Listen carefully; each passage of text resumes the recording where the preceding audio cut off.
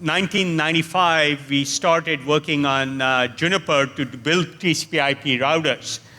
And literally every single customer survey we did, and this is a really interesting point on why not to listen to your customers, every major carrier told me they would never buy a TCP/IP router for the public network.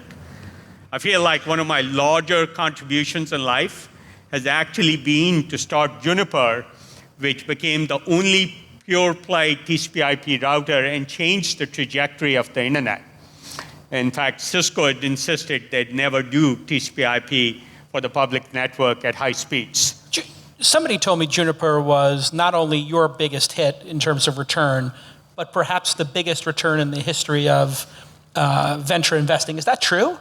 You know, I don't know if it's the biggest because I haven't kept track of every other, but we made about a $5 million investment that, as distributed, returned $7 billion. So that was nice. Math here. So 7. Yeah. So it's like actually returned over 1,000x cat. Yeah. That worked out pretty well for you too. Yes. Now. But look, there's a point. There is a point.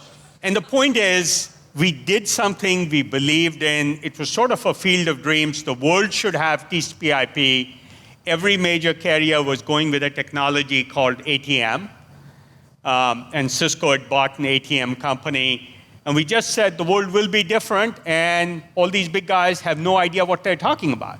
And everybody tried to dissuade us from investing because it wasn't a reasonable market, because the customers were saying it's not a good idea.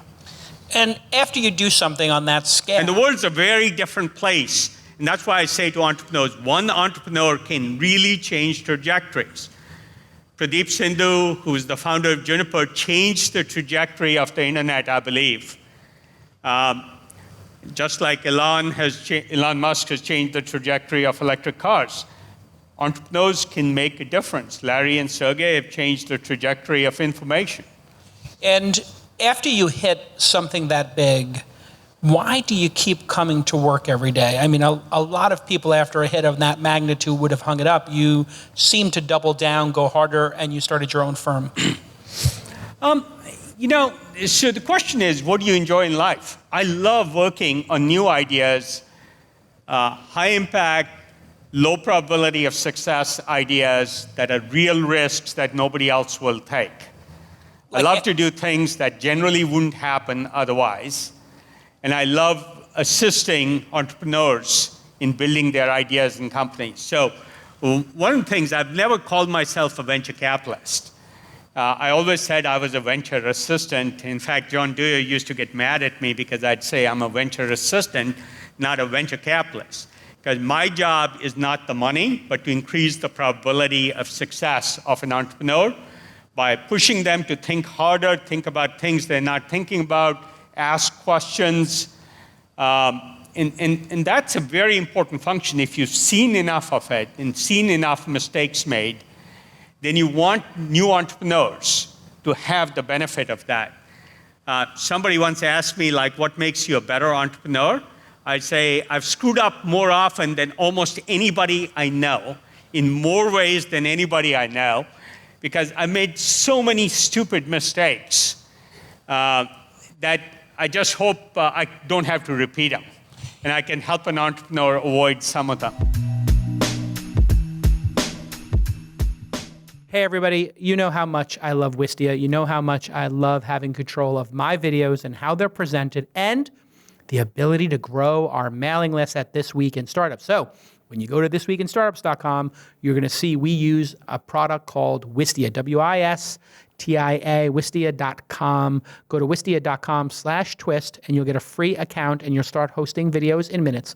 Now, why is this so important? It's so important because you need to control, in a business setting or in your podcast setting, you want to control the experience when people watch your video. You don't want wacky annotations, all kinds of ads layered onto it, cruft, garbage. And you certainly don't want your competitors' videos coming up and suggestions all around it. You want to control your experience and have a beautiful, clean experience that allows you to do high-end marketing techniques like put videos behind a paywall or a password, and to get people to sign up with an email and give them that prompt, hey, want to get the next episode, come to the launch festival free, put your email in. Hey, want to get a white paper?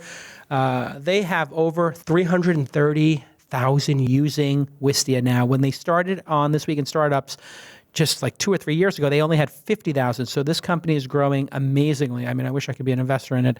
They are crushing it. And you get great analytics, trends, viewer streams. You can really see like, oh, people are rewinding the video and watching this section twice. I always find that fascinating. And as I said, it's super easy to use. You have tons of support. And one of the things they do great, and listen, you can go look at this for free. On their blog, they explain how to use microphones, how to use cameras, how to edit, how to make great content. All because they know that if you're coming from a business situation, you may not have made video before, but your consumers are demanding video and they want video on a regular basis. Video is the best way to communicate. You're hearing my voice. You're seeing me on thisweekinstartups.com. You want to watch videos when you come look at a product, service, or any website. You look for the video first, and Wistia is going to help you make and serve those great videos. They integrate with all the major email and marketing automation tools. Clients include MailChimp, Moz, HubSpot, Zendesk, Herman Miller, Sam Adams, and of course, This Week in Startups and Launch. We love it, and get their guides to build using the right microphones and lighting and setup and all that kind of stuff. It's really great hacks. Wistia.com/twist. I love this product. Go use it. Okay, let's get back to the program.